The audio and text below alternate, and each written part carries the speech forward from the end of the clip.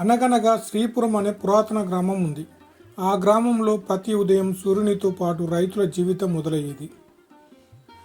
ఆ గ్రామంలో రామయ్య అనే రైతు ఉండేవాడు. పెద్దగా భూములు లేవు, బంగారు ఆభరణాలు లేవు.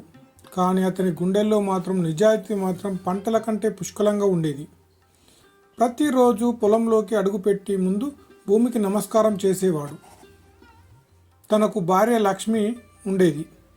పేదరికంలోనూ సంతోషంగా జీవించడం ఆమెకు పెద్ద అలవాటు. డబ్బు తక్కువైనా మనసు నిండుగా ఉంటే అదే అసలైన సంపద అని నమ్మేది. ఒక సంవత్సరం వర్షాలు లేక పొలాలు ఎండిపోయాయి. రైతుల కళ్ళల్లో ఆశ కన్నీలైంది. చాలామంది రైతులు అప్పుల్లో కూరుకుపోయారు. అప్పుడు కొంతమంది తప్పుడు మార్గంలో ఎంచుకున్నారు. మరో సంవత్సరం మళ్ళా వరి పంట వేసి బాగా దిగుబడి తీసుకొచ్చారు. రామయ్య పట్టణ మార్కెట్లో రైతులు పంట అమ్మేందుకు సమయం వచ్చింది. అక్కడ ఒక వ్యాపారి శేషయ్య రామయ్య దగ్గరకు వచ్చి, రామయ్య, కొంచెం తక్కువ తూకం వేస్తే నీకు డబ్బు ఎక్కువగా వస్తుంది అని చెప్పాడు. ఆ మాటలు విన్న రామయ్య మనసు కదిలింది. ఇంట్లో అప్పులు, పిల్లల భవిష్యత్తు, భార్య అవసరాలు అన్నీ కళ్ళ ముందు కనిపించాయి. అదే సమయంలో తండ్రి మాటలు గుర్తొచ్చాయి.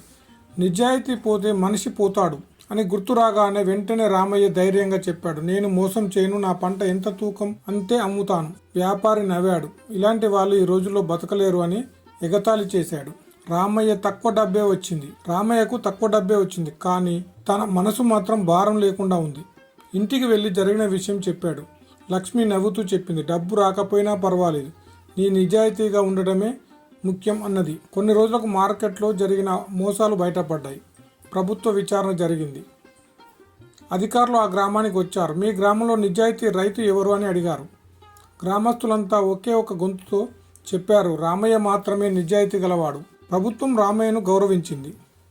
అన్నీ నిజాయితీ ముందు తల వంచాయి. డబ్బు పోతే తిరిగి వస్తుంది, కానీ నిజాయితీ పోతే జీవితమే వెలువెలబోతుంది. నిజాయితీ ఎప్పుడో ఒక రోజు తప్పకుండా గెలుస్తుంది. అప్పుడు అన్నాడు రామయ్య, ఛానల్ను లైక్ చేసి సబ్స్క్రైబ్ చేయమని.